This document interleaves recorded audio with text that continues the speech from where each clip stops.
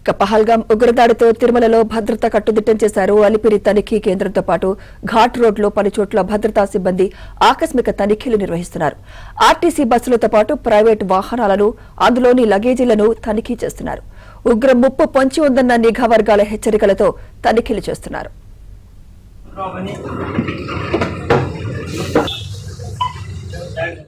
ఇదే అంశంపై మరింత సమాచారం మా ప్రతినిధి జితేందర్ అందిస్తారు. జితేందర్, సుమిత్ర, పహల్గాంలో దాడి ఘటన నేపథ్యంలో తిరుమలలో భద్రతా సిబ్బంది అప్రమత్తమయ్యారు.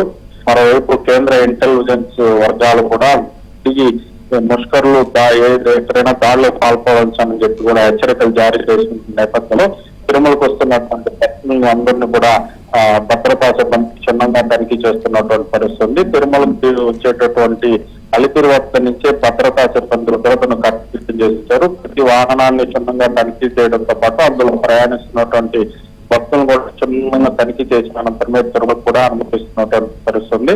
మరోవైపు సర్ప్రైజ్ కూడా టిటిడి విజిలెన్స్ సిబ్బంది ఘాట్ రోడ్ తో పాటు తిరుమలలో కూడా పలు చోట్ల తనిఖీలు నిర్వహిస్తున్నారు.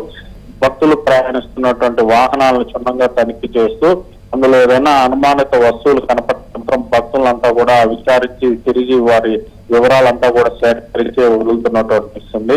అలాగే తిరుమలలో కూడా భద్రతను కట్టుదిట్టం చేశారు. తిరుమల శ్రీవారి ఆలయం వద్ద కూడా భద్రతను పెంచడంతో పాటు అక్కడ ఆక్టోపస్ సిబ్బందితో రౌండ్ ద క్లాక్ కూడా పహారా కాసే విధంగా కూడా ఏర్పాట్లు చేశారు. మొత్తానికి చూసుకుంటే పహల్గాంలో జరిగినటువంటి దాడి నేపథ్యంలో తిరుమల మొత్తం కూడా హై అలర్ట్ ప్రకటించినటువంటి పరిస్థితి. తిరుమలకు వచ్చేటటువంటి భక్తుల్ని క్షుణ్ణంగా తనిఖీ చేయడంతో పాటు తిరుమల కూడా భద్రతా సిబ్బంది అప్రమత్తమై ఎక్కడ ఎటువంటి అవాంఛనీయ ఘటనలు సంభవించకుండా కూడా భద్రతా ఏర్పాటును కట్టుదిట్టం చేసినటువంటి పరిస్థితి. సుమిత్ర.